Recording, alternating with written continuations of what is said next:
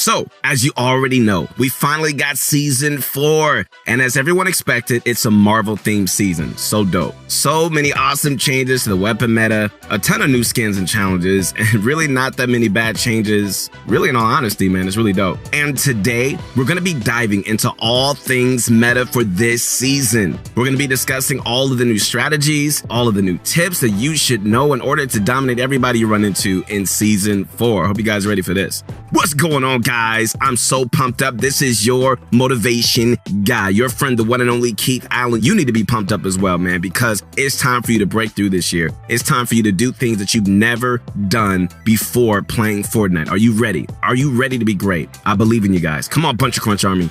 Also, if you feel like you're struggling in Fortnite, putting in that grind but not really improving, make sure to check out ProGuides.com, where one of our pro coaches can help you improve on your weak points and reach the next level. Make this season your season. And with that said, Bunch of Crunch Army, here we go. It's time to sit back, come on, relax, and grab some of my favorite candy. What is that, y'all? It's that Bunch of Crunch Army. Let's get this going.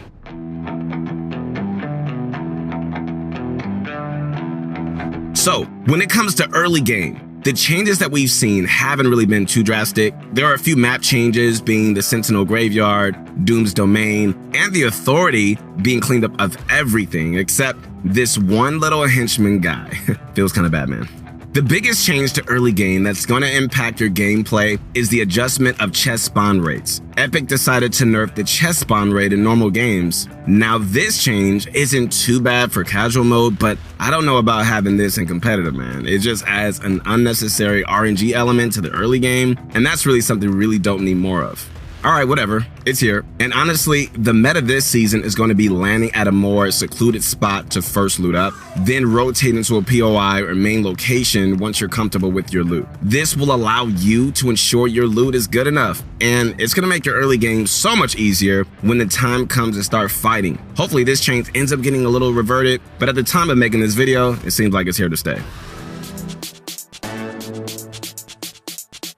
In terms of weapons, all right, a lot has changed in the new season. We're going to be coming out with a new loadout guide really soon, so we won't get too crazy in this video, but let's talk about a few changes that you could be making to adapt to this new weapon meta in Season 4. Here we go. The first big change that we all love to hear is the re-edition of the pump shotgun. Oh, how I've missed you. The pump is back, my friends, and the tactical shotgun was removed to make space for it. I don't mind this change personally. Also, the combat shotgun was also reintroduced. It's a lot more rare, but it's definitely here, so that's a really big plus. Although the combat was nerfed a bit, the shotgun meta seems a lot more skilled, with a loot pool of the charge, pump, and combat. Although, according to us, the pump still remains the alpha weapon. Also, a few other involtings include the Boogie Bomb, the Shockwave Grenade. The launcher was removed, by the way. We've also got the OG Tactical SMG Portafort Bandage Cannon from early Chapter 2, Silence Some Machine Gun, and the Scoped AR. A few other weapon changes were the removal of all the old mythic items, launch pads, some pistol rarities, stink bombs, decoys, some rapid fire SMG variants, all classic SMGs, and some hunting rifle variants. Also, new items like a few little Marvel mythics, traps, and fancy new fish items were added as well, which are worth keeping that in mind. Alright, so keeping this in mind, man, this video is being made pretty early in the season, so we might have missed a thing or two, and it's really honestly subject to change, alright?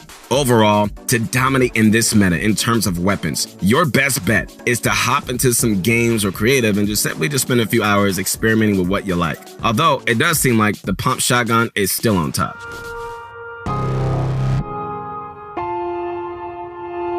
Alright guys, next up, when it comes to the mid game, in both competitive and casual modes, it's definitely going to be made more interesting, that's for sure. All of these changes are going to really add, up to unique fights, different methods of rotating, and just generally a different feel to the game. What I do like is the addition of these new floppers in other items such as Boogie Bombs. They're going to make for more of a versatile, tactical gameplay.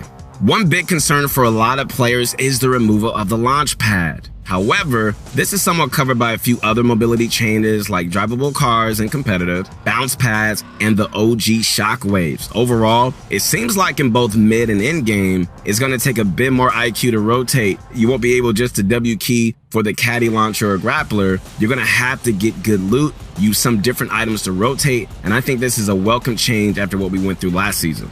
Overall, this season, there really is no clear meta for mid-game. It seems like, as usual, you get away with a variety of playstyles depending on the game mode, like playing aggressive if it's an easier game, or passive if you're against better players. Overall, it really doesn't seem like this season is just too much different from past ones in terms of how you should actually play out the mid-game.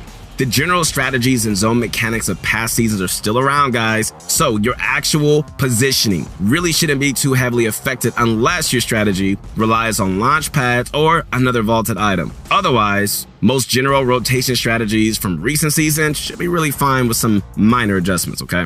Speaking of your strategy, make sure to check out ProGuides.com and take a look at our Scrim course, man, which outlines everything that you need to know in terms of competitive strategy. Or get a session with one of our pro coaches who can help you develop your own optimal strategy so you can play as well as possible. Also, check out my motivation show, man, where we're changing mentality every Friday, 12 o'clock PST.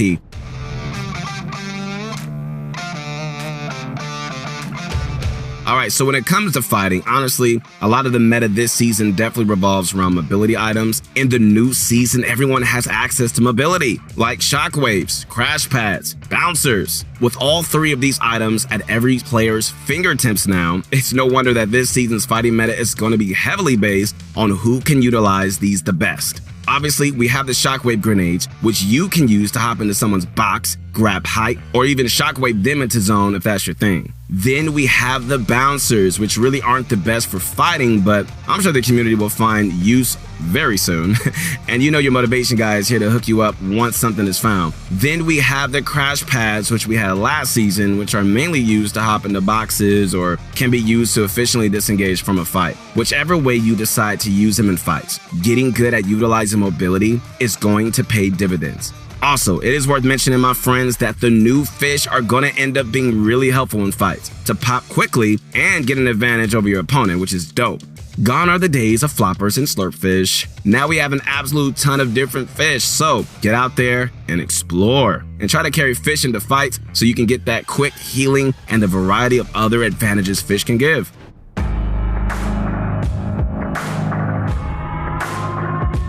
Finally, when it comes to endgame, especially when it comes to rotations, we're going to be seeing a lot more use of things like bouncers, shockwaves, and crash pads to rotate, and the removal of launch pads is definitely going to impact the fit and stick zones rotation in all modes, okay? However, let me say this, apart from the fact that you're going to be using different items for your rotations just like the mid-game, your general strategy shouldn't see too much change as a result of the new season. Apart from some slight tweaks and adjustments to counter the removal of mythic items and the new vaultings and unvaultings, your general strategy, guys, should be somewhat similar to what you had before.